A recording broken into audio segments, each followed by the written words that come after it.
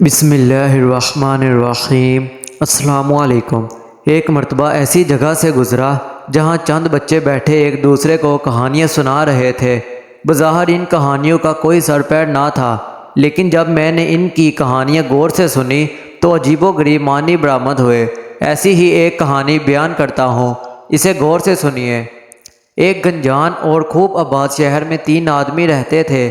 کہنے کو آدمی تھے مگر نہایت نادان اور نقائص سے بھرپور۔ ان میں سے پہلا دور دور کی چیزیں صاف دیکھ لیتا لیکن تھا اندھا۔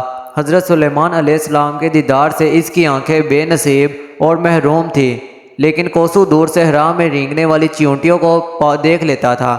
دوسرا آدمی کانوں کا بہت تیز لیکن پھٹ بہرا تھا۔ تیسرا مادرزاد برہنہ تھا، جیسے چلتی پھرتی لاش، لیکن اس کی قمیض کا دامن بڑا دراز تھا۔ ایک دن اندھے نے کہا، یارو، آدمیوں کا ایک گروہ چلا آتا ہے اور میں دیکھ رہا ہوں کہ یہ کس قوم کے افراد ہیں اور اس میں کتنے آدمی شامل ہیں۔ بہرے نے کہا، ہاں ہاں، تو ٹھیک کہتا ہے، میں بھی ان آدمیوں کے قدموں کی آہٹ سن رہا ہوں اور ان کے باتیں کرنے کی آواز بھی میرے کانوں میں برابر آ رہی ہے۔ معلوم ہوتا ہے خاصی بڑی جماعت ہے۔ ننگے نے گھبرا کر کہا، بھائیو، مجھے خوف ہے، یہ لوگ کہیں میرے کپڑے نہ اتروا لیں۔ اندھا بول اٹھا، ارے دیکھو دیکھو، وہ قریب آ گئے اور ان کے ارادے کچھ اچھے نہیں لگ رہے۔ ایسا نہ ہو کہ ہماری مرمت کریں، اس لیے پہلے ہی نکل بھاگو۔ بہرا کہنے لگا، بے شک تو ٹھیک کہتا ہے، ان کے قدموں کی آواز نزدیک آتی جا رہی ہے، ہوشیار ہو جاؤ۔ ننگے نے کہا، بھاگو بھاگو، ایسا نہ ہو وہ میری قمیض اتار لیں، میں تو سب سے زیادہ خطرے میں ہوں۔ قصہ مختصر، تینوں آگے پیچھے دوڑتے بھاگتے شہر سے باہر نکلے اور مارے مارے ایک گاؤں میں پہنچے۔ اس گاؤں میں انہوں نے خوب پلا ہوا ایک مرغ دیکھا، لیکن تھا بالکل ہڈیوں کا ڈھانچہ۔ گوشت کی بوٹی اس کے بدن پر نہ تھی، ایسا لگتا تھا کہ ہڈیوں پر کھال منڈا دی گئی ہے۔ اندھے نے سب سے پہلے مرغ کو دیکھا، بہرے نے اس کی آواز یعنی ککڑوں سنی۔ ننگے نے ہاتھ مار کر اسے پکڑا اور اپنی قمیض کے دامن میں چھپا لیا۔ مرغ بیچارہ مر کر خشک ہو چکا تھا اور کوے نے اس مردار کے بدن میں خوب ٹھونگیں ماری تھیں۔ ان تینوں نے وہیں گاؤں میں سے لوہے کی ایک بڑی بھاری دیگ حاصل کی۔ اس دیگ کی خصوصیت یہ تھی کہ اس میں پیندا تھا نہ منہ، بس اس کو اٹھا کر آگ پر چڑھا دیا اور وہ پلا ہوا مرغ پکنے لگا۔ انہوں نے اتنی آنچ دی کہ ساری ہڈیاں پسلیاں گل کر حلوہ ہو گئیں۔ پھر انہوں نے وہ مرغ دیگ سے نکالا اور جس طرح شیر اپنا شکار ہڑپ کرتا ہے، اس طرح اندھے، بہرے اور ننگے نے وہ گلا ہوا مرغ کھایا۔ اتنا کھایا کہ ناک تک معدہ بھر گیا۔ وہ تینوں اس ایک مرغ کو کھا کر یخت لخت، نہایت قوی ہیکل اور ہاتھی کی طرح موٹے تازے ہو گئے۔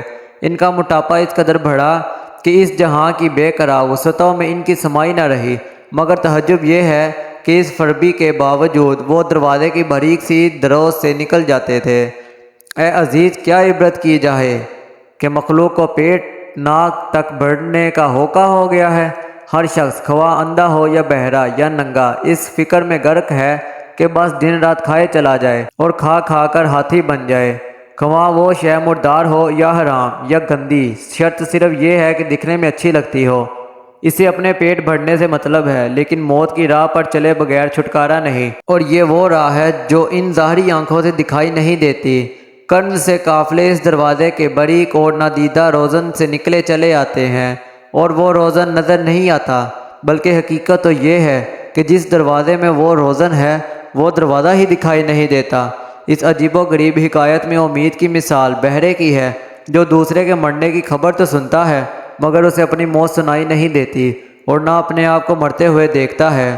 حرص و حفظ کی مثال اندھے کی ہے، جو مخلوق خدا کے ذرہ ذرہ سے عیوب بخوبی دیکھتا ہے اور 4 دانگ عالم میں ان کی ڈھونڈی پیٹ دیتا ہے، مگر اس بد نصیب کی بصارت سے محروم آنکھ اپنا عیب نہیں دیکھتی۔ افلاس کی مثال ننگے کی ہے، اسے ڈر ہے کہ کوئی اس کی قمیض نہ چھین لے، حالانکہ ننگے کے پاس ہے ہی کیا جو کوئی چھینے گا۔ یہ دنیا دار ہے اور جب مال اس کے رگو پے میں اترا ہوا ہے، وہ نہیں جانتا کہ دنیا فانی میں ننگا ہی آیا ہے اور ننگا ہی جائے گا، لیکن ساری زندگی چور کے خوف سے اس کا جگر خون ہو کے گلتا رہتا ہے۔ ایسا شخص نزاع کے عالم میں بھی دنیا دنیا ہی پکارتا ہے اور عاقبت سے زیادہ اسے اپنے مال کی فکر ہوتی ہے۔ اس وقت اس کی جان خود اس پر کہکے لگاتی ہے اور کہتی ہے کہ تعجب ہے کہ یہ بیوقوف دنیا میں کس واسطے خوف کھایا کرتا تھا۔ یہ وہ گھڑی ہے جب مال کی محبت رکھنے والے کو پتہ چلتا ہے کہ وہ کتنا مفلس اور نادار تھا، اور صاحب حس کو علم ہوتا ہے کہ اس کی تمام زندگی کس بے ہنری میں کٹی۔ اے عزیز، تمام علوم و فنون کا جوہر یہ ہے کہ تجھے معلوم ہو اس بار پر اس والے روز تیرا کیا درجہ ہوگا۔ اپنی اصل پر توجہ کر جو تیرے سامنے ہے۔ دنیا جہان کے علوم عقلی جاننے سے یہ کہیں بہتر ہے کہ تو اپنی اصلیت کو پہچانے۔ تو دوستو اگر آپ کو ویڈیو اچھی لگی تو ویڈیو کو لائک کر دیں، چینل کو سبسکرائب کر دیں تاکہ ہر آنے والی نئی ویڈیو آپ تک پہنچ سکے۔ السلام علیکم۔ اللہ ہم سب کا حامی و ناصر ہو، آمین۔